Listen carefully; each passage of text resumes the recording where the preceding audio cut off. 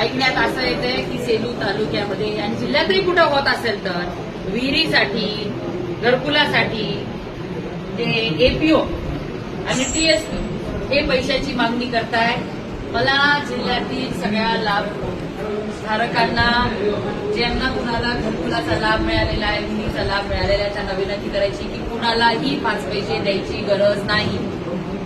त्यामुळे कृपया तुम्ही कोण मागत असेल, मागणी करत असेल तर कुणालाही पैसे न देता माझ्याशी किंवा माझ्या कार्यालयाशी संपर्क साधा. आता इथे सेलूचे व्हिडिओ सोबत आहेत, समोर आहेत. कुणालाही 5 पैसे द्यायची गरज नाही.